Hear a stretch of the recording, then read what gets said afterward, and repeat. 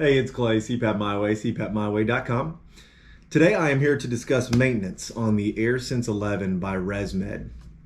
It's a pretty simple maintenance procedure, so this isn't going to be a long video. If you like the information, please hit us with a thumbs up. Want more info, subscribe.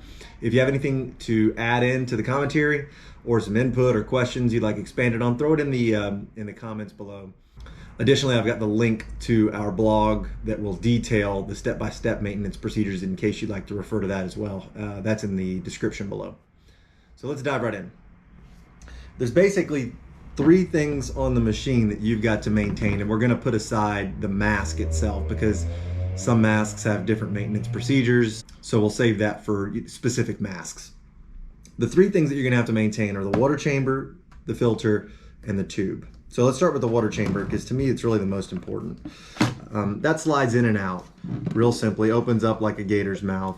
It's a very simple thing to maintain as long as you're doing it often. It should be dumped every morning, refilled with fresh clean water at night, and you can just let it air dry throughout the day. Once a week, you'll take a little mild dishwashing liquid, some water, dilute it down real good, scrub it inside and out like you're washing dishes, rinse it really well, let it air dry, it's good to go.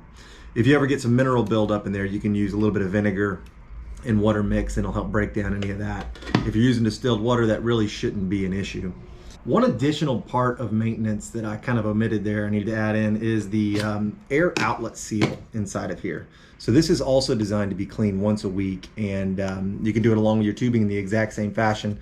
To get it out, you'll notice there's a little tab right there, right? If you push that little tab, it releases it, and then on the back there's a little bit of a thumb hold right there. You can pull that outlet right out of there, right? And you just got to make sure you clean it inside and out. Just like the tubing, it's the same deal, right? It can get humidity buildup, and especially this little flap here can certainly get some grunge. So just soap and water, clean it real good, dry it, and then it'll go back in the exact same way. With this particular model, there's no way to put it in the wrong way. If you don't get it lined up right, it isn't going in there. So the little tab goes to the bottom, slide it in there gently. Make sure it goes underneath the little clip area right there so that it clips into place nice and gentle. Don't force it, and you'll hear it snap into place after you've cleaned it. So, and then of course your tubing will be able to plug right onto the back there. The other thing you've got is the filter. I'm gonna take this tube off so that we can see it a little easier. But on the back here, you got a little door that pops open, a little tab on the top, pull down on it. Gently pull down on it because it's very easy to snap these little doors off. I've done it a couple times myself. So pull it down gently. It doesn't go all the way down. It just kind of holds right there, almost 90 degrees out. You got a little disposable filter in there.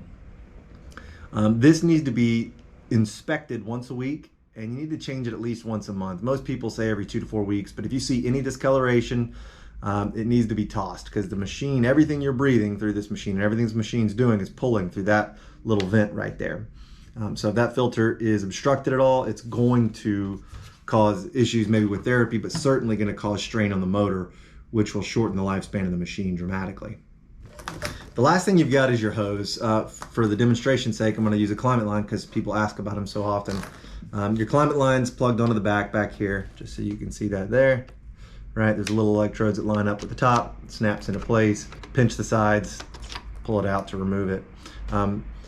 Even if you have a standard tube, which would slip on there without the little electrodes plugged in, it just slips right off. Sometimes you have to wiggle back and forth to crawl it off. But regardless, the procedure for cleaning, whether it's a standard tube or a climate line air tube like this, it needs to be washed in warm soapy water, not super hot water, can't go into a dishwasher either.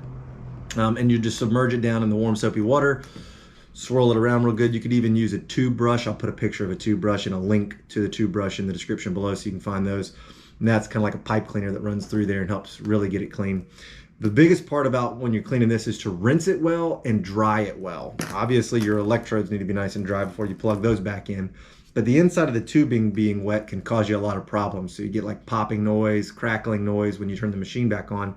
Probably means that you didn't get the tube dry enough. You can hang it over a door, so that it kind of gets a better chance at drip drying there and a little more circulation. You could also take, something and blow some air through there. Some people will even put like a little napkin in the end of the tube just for some restriction, and then turn the machine on and let the machine dry itself out a little bit without you on it, of course. So there's a couple of ways to help that, but you do need to make sure that once a week you're cleaning those 3 parts and inspecting that filter. So that's it, not a whole lot to it. Again, if you like the info, we appreciate the thumbs up, subscribe if you want more, and we really appreciate you watching.